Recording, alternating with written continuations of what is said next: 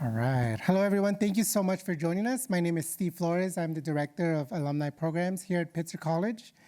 We're very excited to have you today for a very lively discussion. This event is a collaborative effort between the Inclusion and Justice Committee and the Office of Alumni and Family Engagement. And it's really focusing on disaster recovery through a justice and equity lens.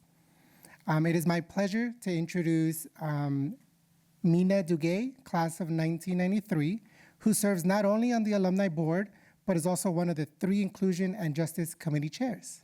All right, thank you so much. Of course. I think I can actually go over there because I'm like realizing. All right, thank you so much. Okay, all right, can you hear me okay? All right. All right, thank you so much. Hi, I'm Mina Duguay. I am from the class of 1993. I want to welcome you. I know we're probably going to have people hopefully trickling in throughout our discussion, and I really want to welcome everyone who is here today. I am one of the Inclusion and Justice chairs. I'm also on the alumni board.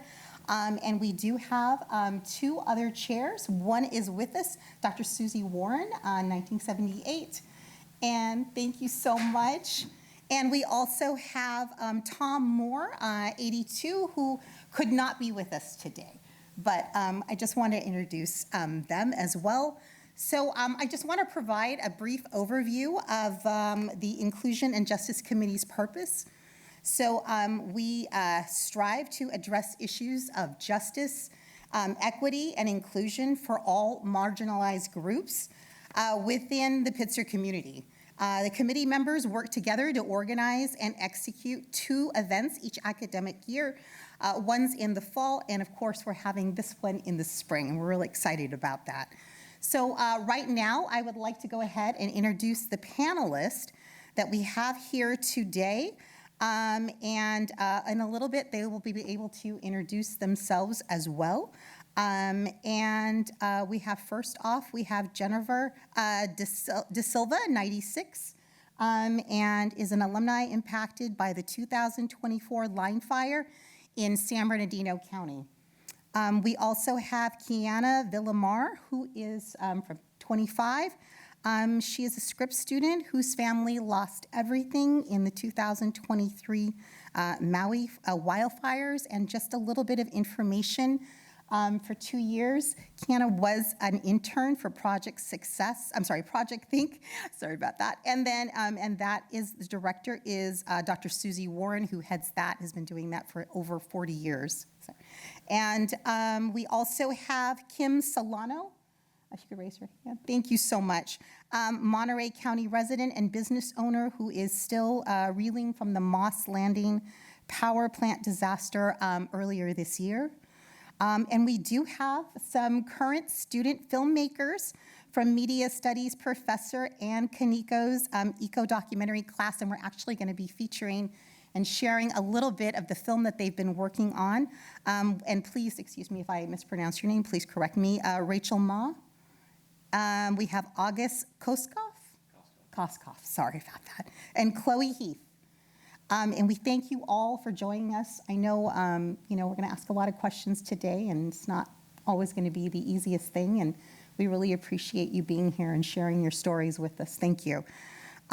So right now, what I'm going to do is I'm going to have the panelists introduce themselves, talk maybe about 3 or 5 minutes, and if you could just say your name again and your role, so if you're a student or an alumni or a community member, share like a very brief personal context, so how you or your family or your community was impacted by the disaster. And student filmmakers, if you could please share an overview of your documentary project, that would be wonderful. So let's go ahead and get started. Whoever would like to start, or otherwise I could just pick. Jennifer, would you like to start? Sure. So we can just kind of go around the table from there. Okay, Sure. Thank you so much. All right. Well, I'm Jennifer De Silva, class of 96, and I was experiencing evacuation during the line fire, and my partner and I live in Running Springs, which is about an hour and a half away from here in the San Bernardino Mountains. And so if you go to Highland, it's about 30 minutes up the mountain, and then you hit Running Springs, and then another half hour past that is Big Bear. So we actually had extreme snow back in 2023, and I don't know if you recall hearing about the fatalities in Crestline. There was 13 fatalities because of just enormous snowfall that was really unprecedented, and there's a store there called Goodwin's, which is a community grocery store, and the entire roof collapsed. And it was really devastating to the community. They weren't eventually able to rebuild, so it's nice and new now. But I just remember stories of people in the community going and picking up canned food out of the snow, just because the entire entire store had been demolished. And so a year and a half later, then you have these extreme fires going on. And I remember being at the bottom of the hill in Highland, and I saw the fires going up the mountain. So, and it was on the news, and so they believed it was an arsonist, and they're still, talking about, I guess he's in prison, and what they're gonna do, about that. But you can still see the burn scars when you go up Highway 330, and it just took out a lot of the forest, shrubbery and so forth. So we evacuated for 9 days. We actually, right before we evacuated, we had to sort of rush and grab everything, pack the car. And my partner hosed down the roof and the inside of the living room, which was kind of interesting because it was like, okay, we just don't know what's gonna happen. We hosed down the yard as much as we could and just kind of grabbed our important documents and packed up, and then we stayed with a relative in Rancho Cucamonga. There was some funding available to help people, but it ran out, like with hotel stays and things like that. So we were actually fortunate our house did not burn down. One house in Running Springs did burn down. But again, you could see just all the devastation, and you can still see it when you go up the mountain. And so just a short note on insurance. There's been a lot of talk about the California Fair Plan because the insurance companies do not want to insure in these high, danger areas. And so they did expand it somewhat, but people who live in remote communities really depend on those state programs. Also, CAL FIRE was very present and very visible. If you're familiar with them, they do disaster response. There's actually a lot of prisoners, state prisoners, that do work with CAL FIRE, and they don't earn a lot of high wages, but it's seen as a positive program overall. And there's also female CAL FIRE firefighters. I don't think most people know that. But there also was a law that was signed by Governor Newsom to allow them to have their records expunged if they participate in CAL FIRE. So that's one positive. All right, well, thank you so much. Would you like to introduce yourself? Sure. Thank you. Hi, my name is Kiana. I am a senior at Scripps College. Can everyone hear me okay? A little bit more. Yeah, would you? Is this better? A little bit? A little bit? Yeah, I was like, I think it's on. Okay, is this better? Great. Yeah. My name is Kiana. I am a senior at Scripps College. I'm studying English and politics.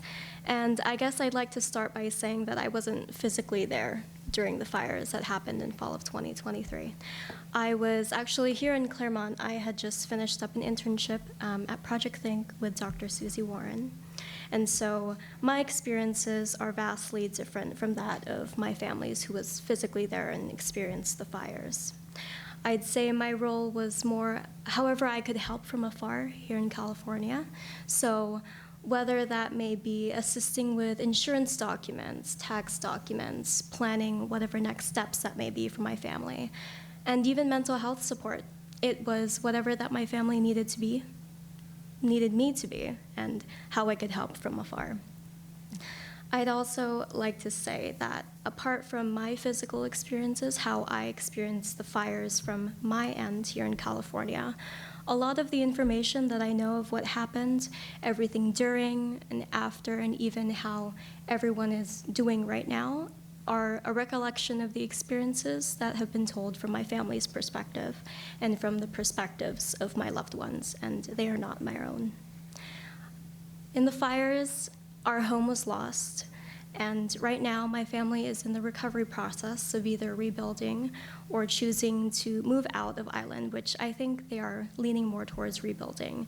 They're hopefully leaning towards rebuilding and staying on island, and right now they're still being assisted by FEMA, and so right now it's more of a transitionary process moving forward. Thank you so much. Thank you. Would you like to start? Thank you. Hi, I'm Chloe. I'm a sophomore at Scripps majoring in dance and media studies. And together, me, August, should I turn it on? Yeah.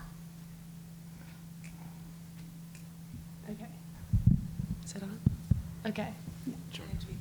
Closer. Okay. Together, me, August, and Rachel are working on an eco-documentary about William Roper, who is a Black musician who lived in Altadena for over 30 years, and he lost his home in the Eaton fire.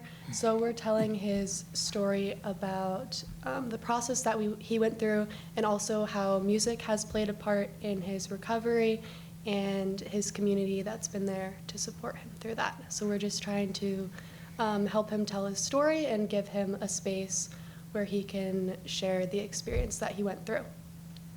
Thank you so much. August, would you like to share?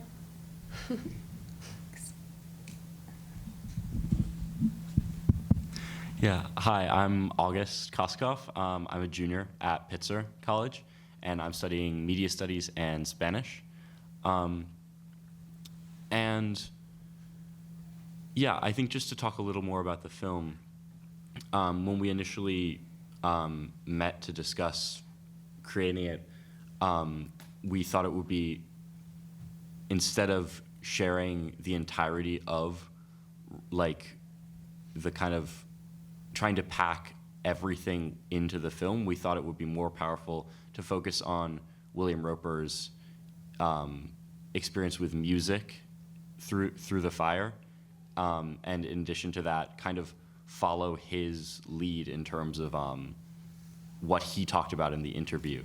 And despite not covering the entirety of the fire, kind of hone in on what he went through and his experience dealing with the fire and how music played a role in it. So I know this is similar to what Chloe said, but I just wanted to add a little more. Yeah. Thank you so much. All right, next. Okay. Hi. My name is Rachel. I'm a junior at Pomona College. I'm studying media studies and philosophy.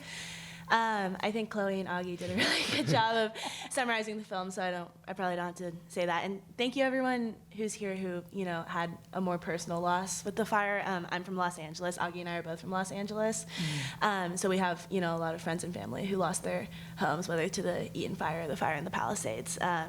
So I think something that really interested me, or, kind of us, was that a lot of what we were seeing in the news was kind of flattened images of the fires, and didn't really center people. It centered statistics and almost kind of like commodified images of suffering. And I think what's really important about panels like this and films like ours is that it centers like the real stories of people who lost their fires and gives details that you wouldn't otherwise see in news, such as like, all the work that goes into recovering things and returning to your house after it's burned down, things like that. So yeah, thanks for having us. Yeah. All right, thank you so much. And Kim? Sorry. Hi, good afternoon. I'm Kim Solano. My family and myself, we live in a small little town in Monterey, California, called Moss Landing, right in the heart of the Monterey Bay Sanctuary. And January 15th, we had we start at 3 o'clock in the afternoon. We were working. We operate a little cafe in the heart of town. And we started hearing these sirens that went on for about an hour until we started getting notification that there was an emergency across the street at what we learned to be the largest battery storage plant in the world. There are 10 of them, and ours happened to be the biggest in the world, unbeknownst to us. That was a day where we saw these gigantic flames coming out of the towers across the street from where we were, and so we all scrambled to start making sense out of what was happening and started getting information that we would need to evacuate. The lack of communication was really tremendous. We're in an unincorporated part of Monterey County, but in such an important place. We're the home to the Elkhorn Slough, which is one of the only sloughs left in North America that's protected and so important to our well-being. So that was a scary day for us because it was such a big surprise. Here we are living in this incredible paradise, and all of a sudden we have this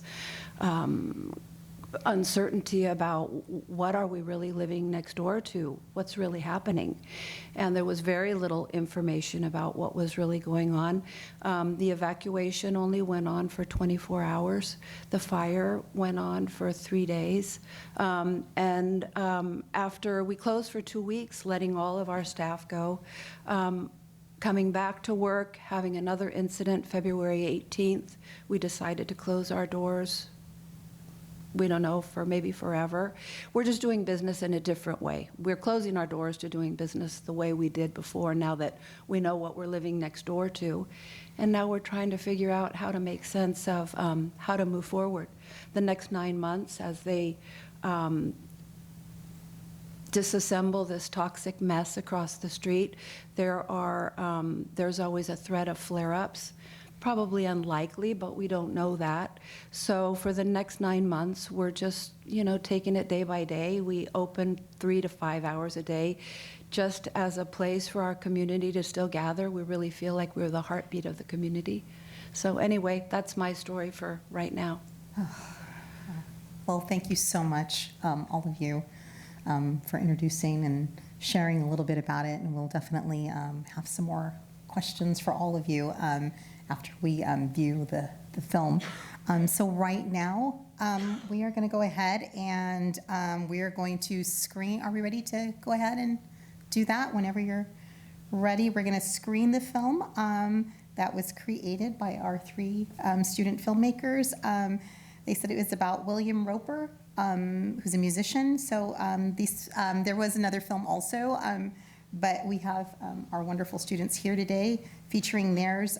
So it's a film that was created to explore environmental injustice and community recovery through personal storytelling, however that may look, and I believe in this way it's through his music. So I'm really excited to share that with you. So I guess whenever we're ready, we'll get started.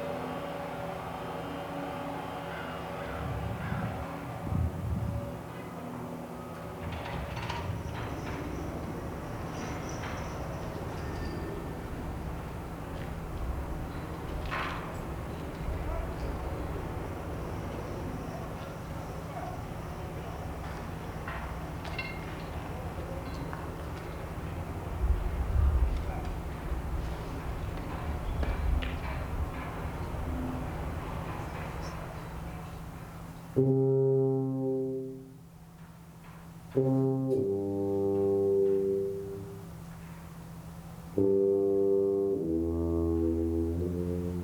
all aspects of my creativity, nature plays a part, because you can't get away from it, so why fight it?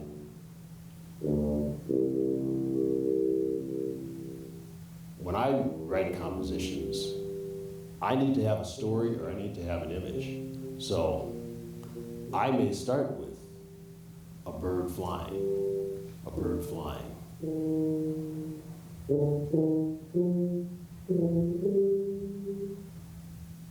I didn't know there was a fire. I was in there working on a composition. So I come out, I saw the flames on the mountain. I go back in, and as I was going out the door, I looked this way and said, "You'll be back in the morning."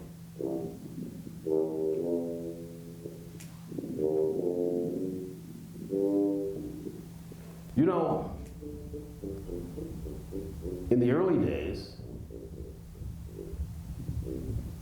I could just drive up lake a mile and just hike, you know? Hike to Echo Canyon, Echo Mountain. It's just like it's all around here. If anything had to survive from there, I think this is the thing. Because we've lived together for a while. It's a beautiful instrument. I'm going to keep this. It didn't let me down. And he made it. So I guess we could say it's a phoenix, can't we? It rose out of the ashes.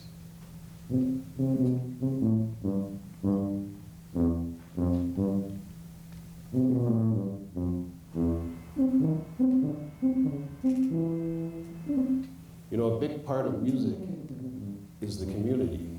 Orchestral instruments, they're ensemble instruments. They're about congregation. They're about coming together.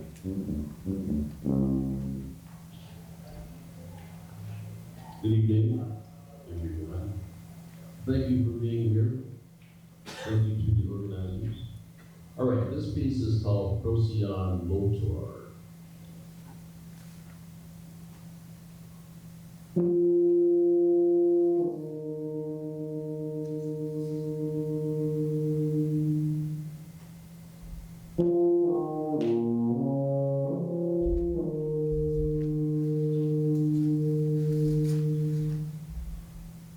People have helped.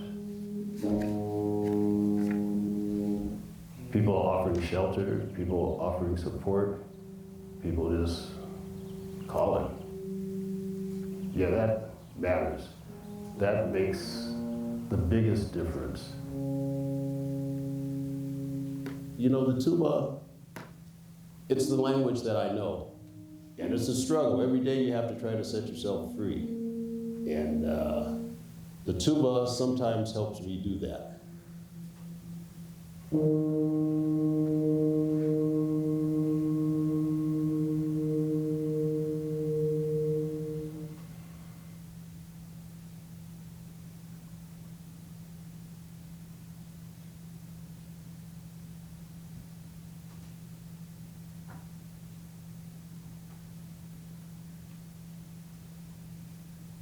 Good job. Thank you. That's great.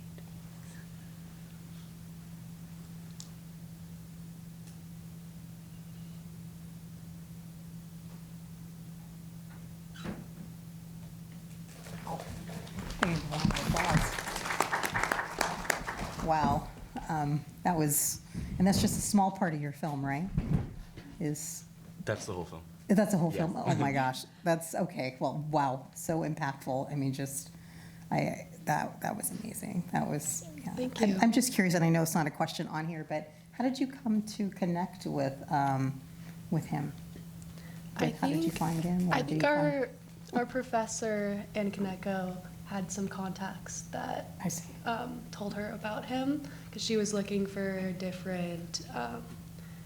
We all have different like subjects that we're doing in the class. Each group is focusing on a different subject for the film. So as she was looking for people that we could connect with, she came across him, and he really is the best. Yeah. He's beautiful. super Yeah. awesome. He's such Yeah. a great guy to work with. Yeah, it's just the imagery and things that you chose, especially that tree with the fruit that was burnt was just, and I'm sorry, again, it's not on here, but I'm just curious to how you all decided that that was something that you wanted to really focus on and to kind of introduce, the film. One of you wants to answer, or any of you. Sure. Thanks.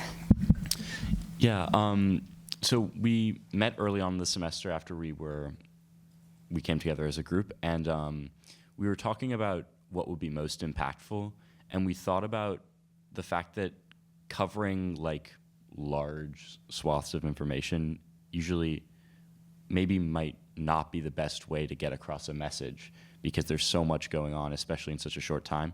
So we thought that really focusing on these specific aspects of his experience would be the most impactful, and really kind of zooming in rather than giving kind of I guess the film in some ways is informative, but more personal anecdotes about the fire rather than a totally just like chronological history of the film or of the fire, and just information we chose to zoom in. Well, thank you so much. Thank you for sharing that. That was incredible, and I'm sure, our audience might have questions later for you, so definitely thank you. So right now, we're going to go ahead and we're going to do some questions. We're going to have a discussion, and I'll give each panelist time to answer. Don't feel like you have to all answer. If you want to, and you feel like this is a question that really resonates with me, please do. So let's go ahead and first start. This is for all the panelists. So from your experience, what are the most visible disparities that you've seen in how different communities are supported or not during and after a disaster? And anybody is welcome to start.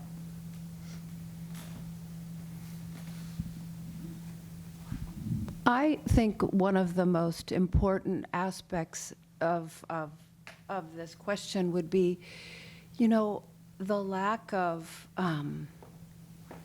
in our particular case, there was no playbook to prepare for anything like this. And so to get the word out to everybody in the community, to let them know what was going on, communication seemed to be one of the biggest roadblocks for us in moving forward with this plan. How do you get that? Who do you communicate to? How do you get that word out to people what to do when something like, when there's a disaster like a fire, an explosion, or an earthquake, or whatever it might be in the community? And so getting that word out, because we are considered rural, we're unincorporated, there was no plan in place. And I think moving forward, whenever it's a man-made, for our situation was man-made, there should be a plan in place, a way to communicate what's coming, what's going to happen, or we don't know what's going to happen, but at least where to go. Where do you go? How do you prepare? Have a face mask, wear an N95. Yeah. Nobody was ever wearing any face masks. Everybody should have been. Everybody should have known that when this alarm goes off, it's time to put your mask on. And so I think, and we are in the heart of the Salinas Valley as well, where, we're the salad bowl of the world. So there are lots of non-English speaking people in our community, a lot of people that don't, or elderly as well, people that don't have cell phones or computers. How do you get the word out? How do you communicate what needs to happen, in a short amount of time?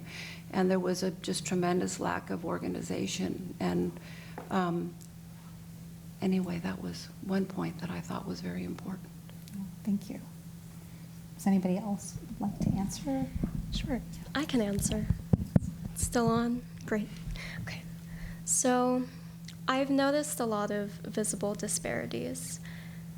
I learned about this statistic that said around 40% of who was affected by the Lahaina fires were immigrants and of Filipino descent, which was really eye-opening for me, considering I am a Filipino American.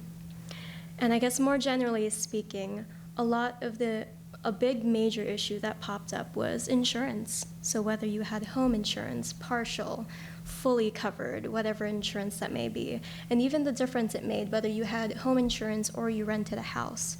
So depending on what type of insurance you had and if you're fully covered or not, it would determine how much assistance you would need from companies like FEMA, for example. And immediately after the fires, I wasn't able to see my family immediately. I was able to see them several months later in December of 2023.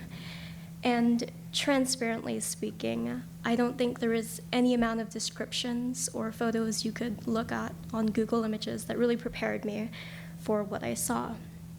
And physically, geographically, the majority of people who were affected by the Lahaina fires, they were of either low income or people of color. And it was a striking comparison. Let's say if you go about 5-6 miles west to the more hotel chains and the touristy, more attraction areas. And they were in the cities of Kaanapali or Napili, where there were no fires. And that was a noticeable, striking comparison that I noted. Well, thank you. Thank you. Is there anybody else like to share? We can move on to another question. Okay. Thank you. Oh, yes. Sorry, I Yeah, can no, share please, go ahead. something. I mean, obviously, Of I didn't, course.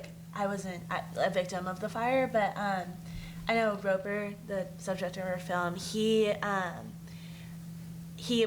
told us about kind of the difference in response time between different neighborhoods, especially west of Lake, east of Lake. There's a street that divides Altadena in half, and there's east of Lake, which is wealthier, suburban, white neighborhoods, and then west of Lake, which is more low income, a larger black population. A lot of elderly people lived west of Lake.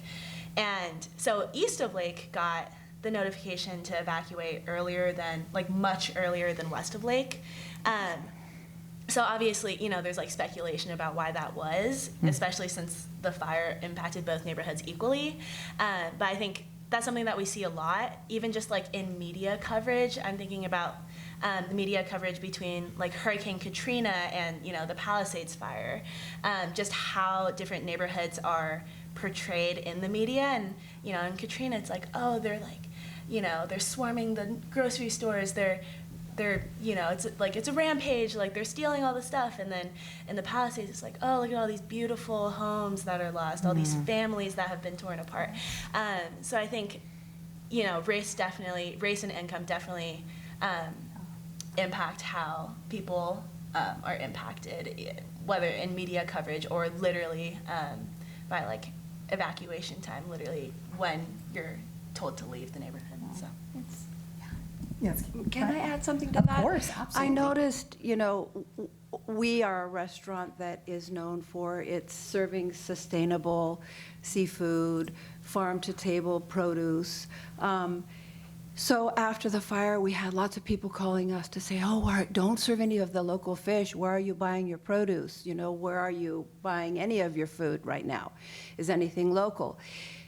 And today, I spoke with one of my cooks who still continues to work for me part-time, 4 days of work doing private parties.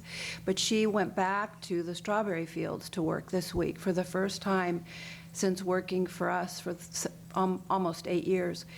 And I said, when you went back to work, was there any discussion about the fire or anything that you should be concerned about? Did they give you extra gloves? Did they tell you to wear masks? Are they mentioning anything? Because the plume of the fire went at least 4 miles east of us. And it covered a lot of territory, a lot of land. And there were only 8 soil tests done in all of our entire county, only 8. I mean, that doesn't seem to be enough. And it seems to be, a subject that people don't really want to talk about. They don't really want to know.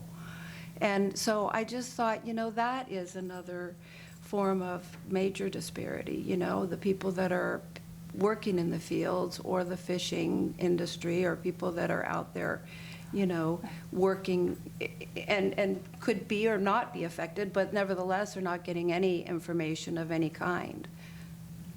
I mean, you all point out, it's interesting because now it's just like after it happened, it's like you don't see as much the follow-up, and you don't see that side at how that impacted, certain communities even more so. You don't hear their voices. You don't see them in the media.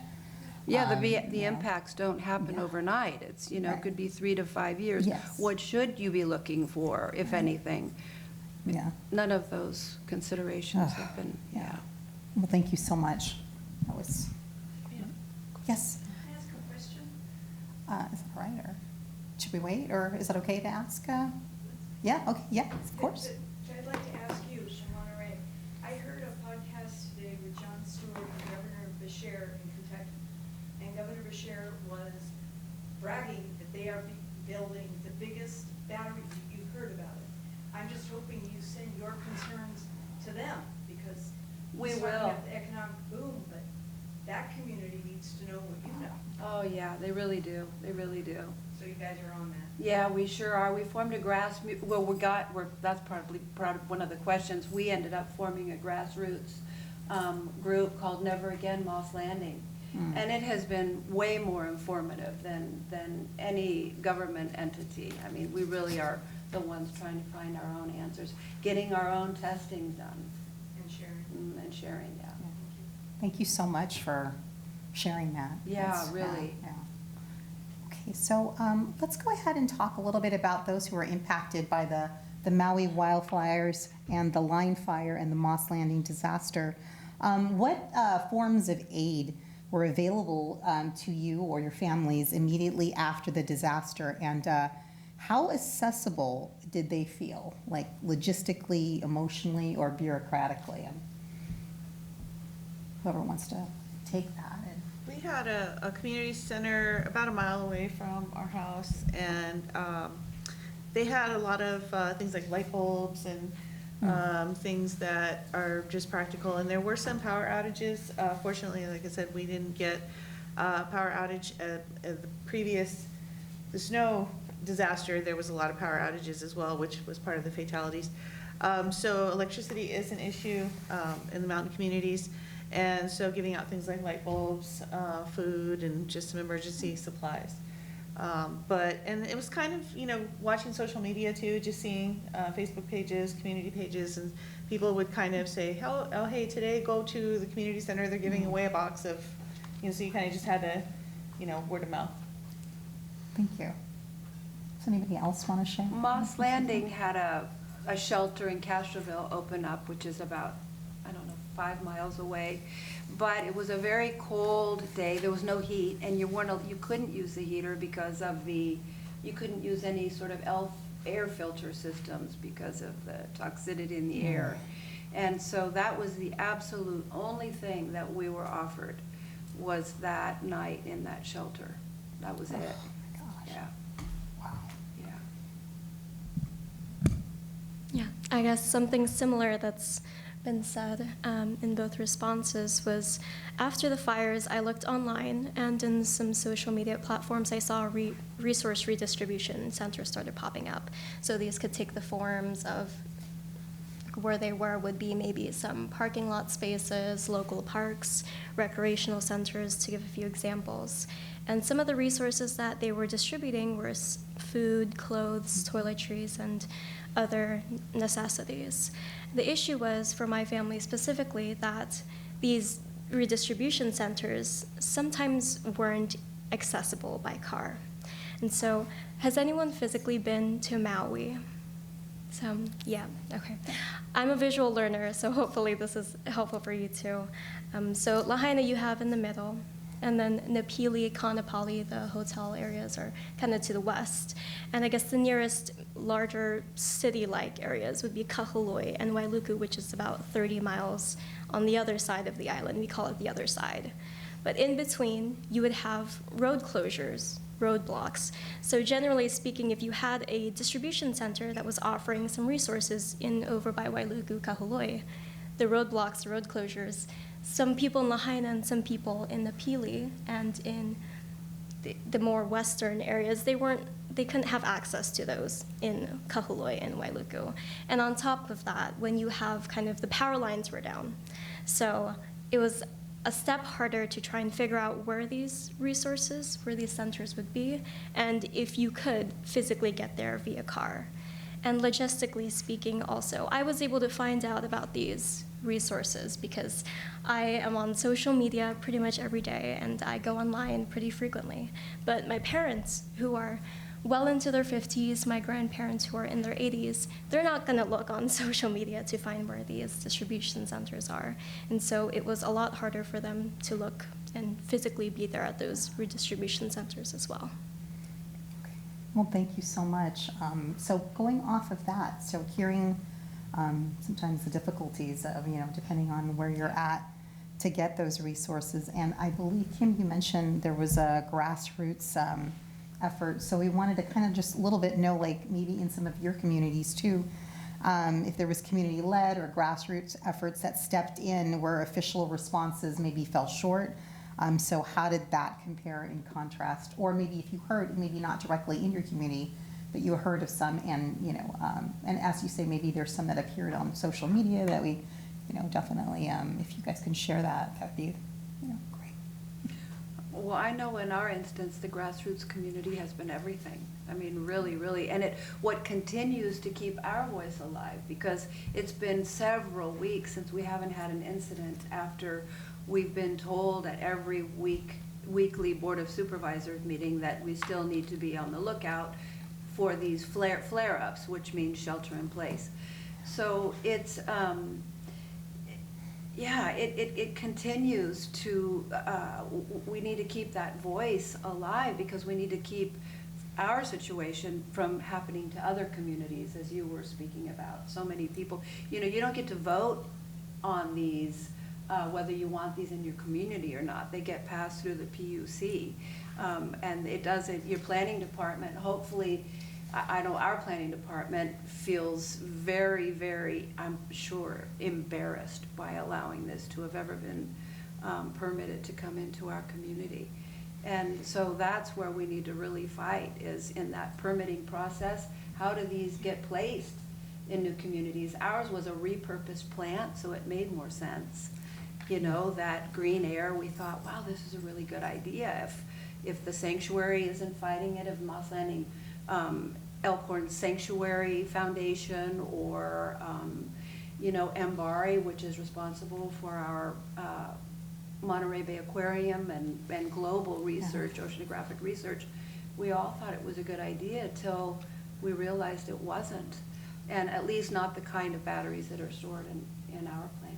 And, there are better ways of doing everything. And now that we know better, we need to share our knowledge, because it's just amazing who you meet every day that still doesn't know your story or your story, any of our stories when it's been on national news, and they're still learning. So it's, we need to keep that voice alive through our own communities. We have to help ourselves. We cannot wait for the cavalry.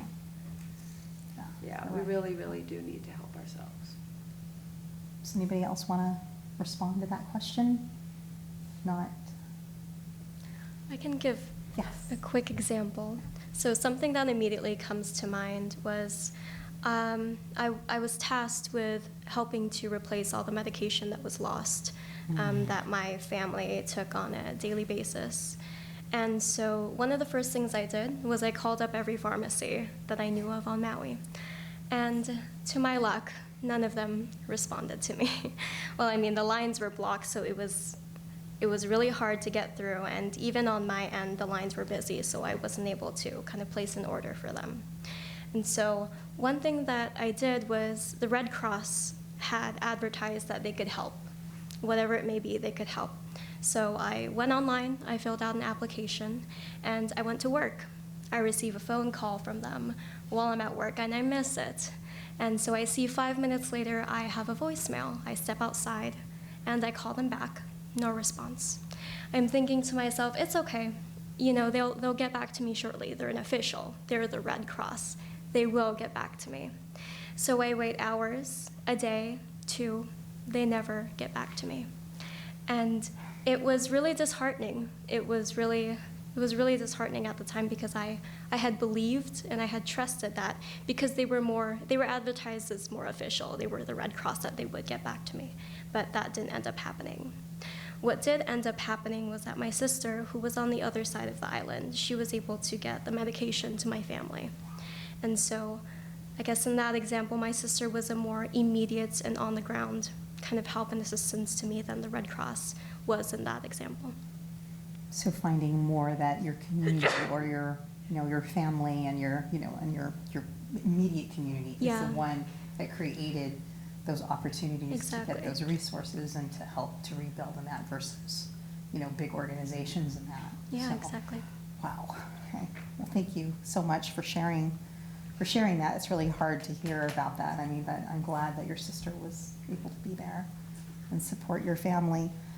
So for our student filmmakers, you're hearing all this and that, and I'm thinking what, related to media is what narratives are often missing or maybe underrepresented when we see media coverage of disasters, and how are you working to center them in your, you have your film or maybe in your future films as well, and what kind of conversations maybe you're having in class as well that could discuss this. So whoever wants to, you can all share. So Rachel kind of talked about this earlier, but a lot of times in the media, we see these pictures of disaster, big statistics, emergency response times, but we don't actually hear from the people themselves. And we also don't hear a lot about the aftermath of the effects of these disasters on the communities. So in our film and in future films, we're going to be trying to really give voice to the people and hear what they have to say about their experiences, and also focus on what these effects are on these communities. So we really wanted to talk to Roper and see what happens afterwards when he has to go back to his home, and see what's left and how he's dealing with that, and how the community and music is there to support him, and how he's using that as a way of healing and rebuilding. Because we often we hear about the immediate disaster in the news and the response times and the things that are happening in the moment, but we don't often see a lot of follow-up about these communities and how they've been affected. So I think that's something that we really need to shift our eyes and look into. Thank you. Any of you want to add anything else? Or? I guess one other thing. Yeah. Oh, sorry. I'll be quick. It's just, I think a lot of the time, the question around ethical filmmaking is whether or not you're, commodifying the subject that you're making the film about. And I think something that was really important to us was making sure that the process of the filmmaking was helping Roper in some way. And I think recently he came up to me and Augie and he was like, "Oh, thank you for making my life better," which was really sweet. But I think equally for us wanting to tell the story, I think equally Roper wanted his story told. And I think it was also a healing process for him, as well as an exploratory process for us, which was really important to us. Yeah. I wanted to mention something that I felt was super, super alarming to me.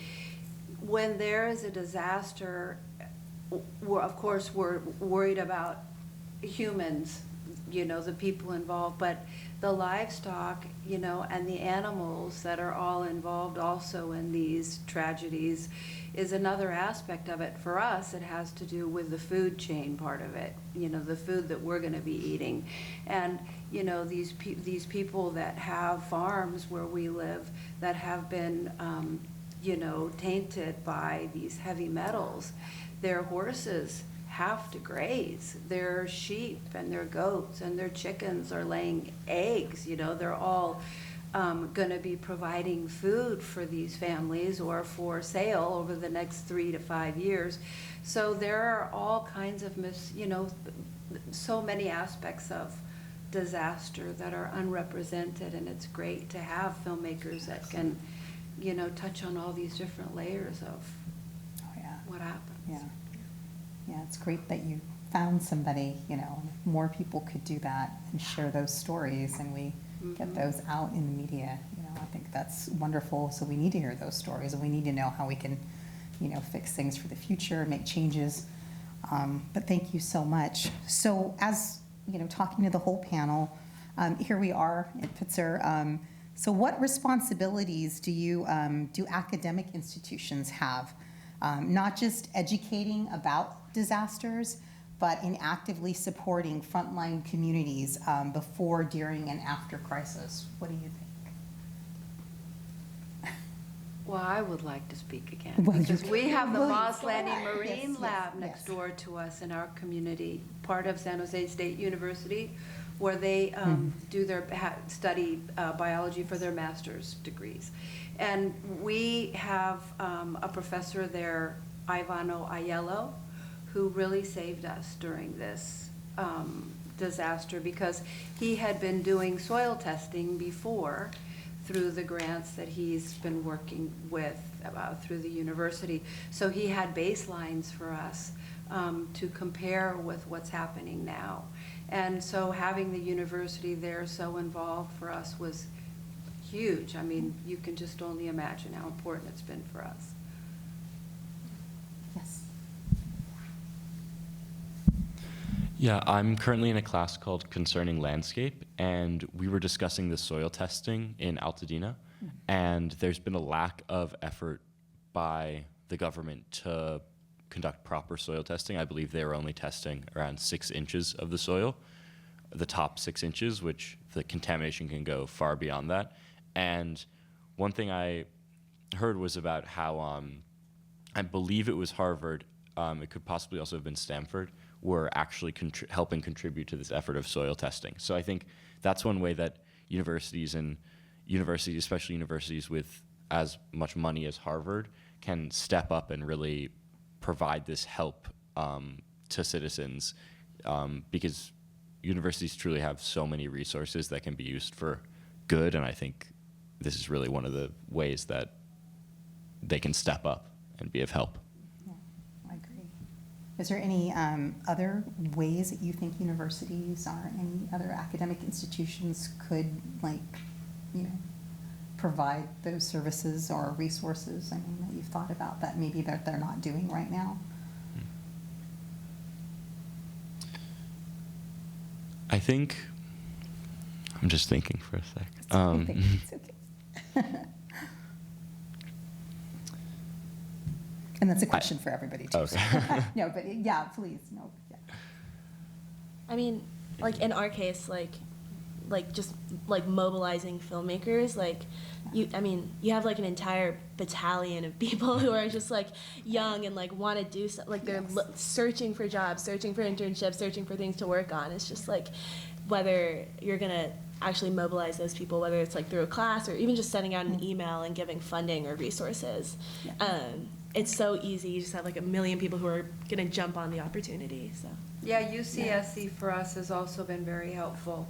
But they're joined forces with Never Again Moss Landing, the grassroots community effort. And through them, oh my gosh, they have been given us so much information regarding hair testing.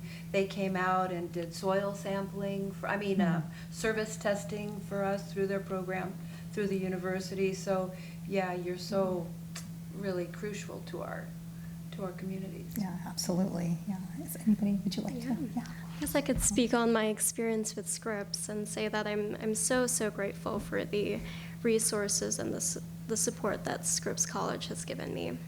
So when I frantically emailed them when the fires were happening, I told them, this is what's happening, this is how I feel, and reflecting on it now, I didn't really know what I expected from them. And to be honest, I was considering taking a gap year or a gap semester so that I could physically be there with my family and help them in person. And so what I think Scripps did, and that they did really well, was they came to me and they said, how can we support you? And my answer was, I have no idea. I have no idea what I want right now. I don't know. I don't know how I can be helped, me or my family. And they said, hey, it's okay. It's okay. Let me give you some suggestions of how we might be able to help you. And one of those suggestions was therapy. And at that time, I was kind of taken aback by that because I grew up in an environment where mental health and therapy wasn't really talked about, and it didn't give me a chance to kind of unpack all of the things that I was going through. But something that I did learn through therapy was this term called psychological distance. And I hope I'm going to define it right. But psychological distance is basically your mind is distorting how close or how far things seem to you at the time. And so, yeah, there was the physical distance, me here in California versus my family in Hawaii. There was like a couple thousand miles of distance between us. But also the psychological distance that I created for myself was me thinking the only way that I could help my family was to be there physically in person with them, the tangible things, So seeing myself filling out those documents with my mom at my right hand, or kind of giving my parents advice face to face. And that's what I thought, which was untrue. So now I'm here. I chose to continue my education. And it was through therapy that I realized that I shouldn't be ashamed of my decision to continue with my education. Looking back on it, there was nothing more that I could have done in California that I could have done better on Maui. And it was through the guidance of Scripps College that I was able to finally realize that for myself. Wow, thank you so much for sharing that. I keep thinking too, because, I have two sons, and, when he was away, he was only at UCSD, but it was like, it's still, anytime, I remember, it was during COVID, and it was the time they were telling me, don't travel, and my husband and I were like, we're gonna go get him. And it was like driving on the road, and there was like nobody on the freeway. It was like, but that was, our connection to him, and, that's amazing. I'm so glad that Scripps was able to do that for you, and, I think that's wonderful. So thank you. We're gonna go ask, I'm sorry, I don't have a time, so I don't know what time we're at. We're at 1:07, so we have time for A couple more questions. All right, wonderful. Okay.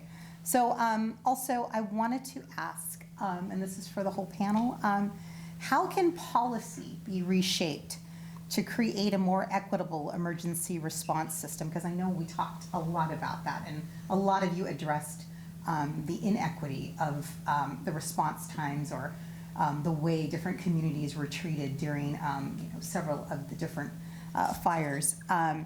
And how can we, so maybe how before, during, and then of course after disaster strikes. So how can that policy be reshaped? And so that we can, what do you think, do we have, there's lots of, factors, obviously. It's, some of them are bigger with the bigger organizations, but, I've been hearing a lot of stories of how, you start right within your community and that. So maybe some of you can just share a little bit on that. I'll mention the funding, just that the funding had dried up because there were some phone numbers provided that people could call if they needed assistance, and different programs online and websites and things like that. But if the funding dries up, then, there's like a waiting list, and so it's not very helpful. So it's really on the part of, the lawmakers and so forth to really take those things into consideration, climate change and just these disaster response, just having those funds available. Yeah, that's right, yeah. I think it's just so important that there are better emergency plans in line for, our world is just changing so fast, and things are different, and our needs are different. There are more cars on the road. There's just so much more vulnerability, and I think that we need to have these emergency plans in place before we start, in our instance, building more of these storage plants if you don't know how to put out the fire, you know? Start, I don't know, have a better plan in place when we build our communities, when we plan our communities. We're just not prepared. We're not prepared for disaster. We just aren't. Not the way we should be. Right. Anyone else have any thoughts? Yes. I have something. Yeah. I went abroad last semester to China, and I went to like the rural countryside to visit my family, and they were telling me about all the zoning laws in China about where you can and can't build, and like where you can have infrastructure and where you can't. And I mean, obviously, like the government is a lot more restrictive in China, but I think something really important is like the infrastructure around houses, and you know, in areas like the Palisades or Altadena. They're so susceptible to natural disasters. They're so susceptible to fires, and I think anyone could have seen it coming, which is why it's so shocking that there was no infrastructure built, why there like, you know, there's no like emergency lanes on the highways and things like that. I think like in terms of building and construction, and especially now that they're rebuilding, I think they have to think a lot more about infrastructure, about like preventative approaches, and about what's going to happen when it happens again, not because maybe it'll happen again, but I think there has to be a mindset that what can happen will happen in terms of infrastructure. So, Yeah, that's a very good point. Thank you so much. Yeah, it's interesting looking at that perspective. Thank you. And I guess I just want to ask also, do the filmmakers want to share anything else about maybe some projects that are happening in your classroom, or you know, maybe not necessarily related to the disasters, but if something that you feel like is impactful that are happening, or do you feel like you know, the school community right now here at Pitzer is you know, focusing on it? Maybe there's other classes that are focusing on things that you are able to portray, like in your film. Is there any other courses in that are looking into maybe like the fires or other disasters? And yeah, go ahead. Yeah, as I mentioned before, there's a course called Concerning Landscape that I'm in right now, and we're doing a lot of, we've been learning a lot about the fires in Altadena, especially in consideration to soil testing. So just having especially being so nearby, but I think it's important that all colleges have classes dedicated to stuff like this, to current events like this.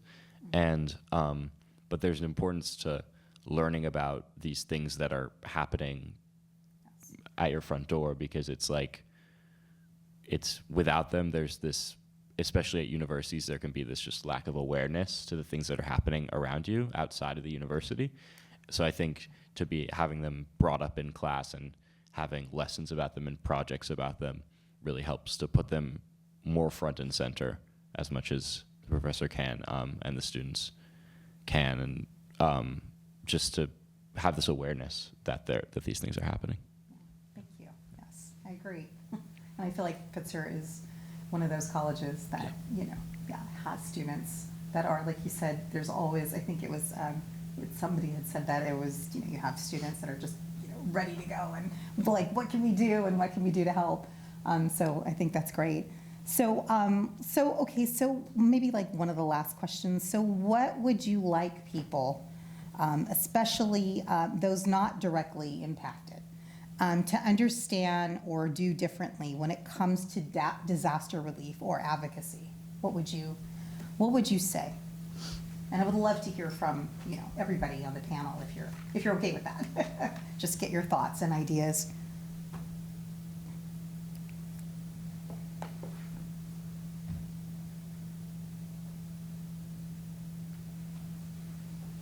I can start. Yes, thank you. Just really quickly, something that I've been thinking about was timelines. And in thinking about how there's no set timeline that after the fires, everything will be okay. There's not a definite end, that all of the struggles and all of the hardships will finally end. And that it's a process. It'll continue. Like right now, I know the fires on Maui, it's been 2 years, but my family, we're still in the transitional process of finding a more permanent place to live. And in between that, we're bouncing from house to house, thinking of what would this look like for the future, and if this would be a more permanent place to live, and even if the funds are properly there, and emotionally as well. I know my mom told me countless of times that she didn't know what was the correct step to take after the fires, between going to church and between caring for her elderly parents and for the rest of the family. Who really knows what the correct approach is into what first step you're actually supposed to take? And so just thinking about how everything is a process and that there's no definite end to this whole struggle. Yeah, you're absolutely right. I've enjoyed so much everything that you've mentioned. It's so meaningful and really resonates so much with me on many levels as well. One thing that's so important is it just, for us, for example, we're faced with property values that are worth half of what they were worth. And at a time in our life when we were getting ready to think about retirement, so you are faced with all of these new questions, how do you move forward? You just sort of play it day by day and do your homework as much as you can on what your best options are. But just because our fire stopped, our fight is not over. And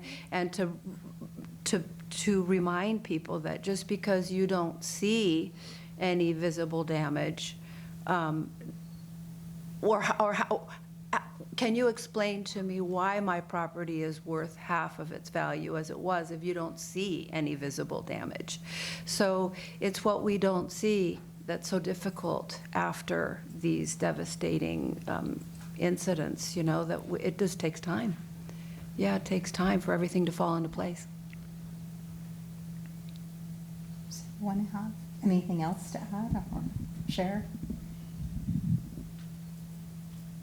Or final thoughts? That's something that maybe we didn't cover, because then we can go into Q&A and see if any of our audience members have questions. And if you do have a thought, you can always say it out. So we can open it up. Does anybody have any questions for our panel? I know we have a smaller group, but I would love to hear. Yes. I have a question for the whole panel, really. So a theme that seems to come out is that communication is really bad. And I know that there's, people who don't speak English or even read English, and people who don't use social media. Kiana's experience, and I saw this in Austin when we had our big power outage for a week and had snow, and there was an elderly woman who couldn't get out of her house, had no heat, and same thing. Everyone thought, oh, she's on social media, but she's 95 years old. She's not.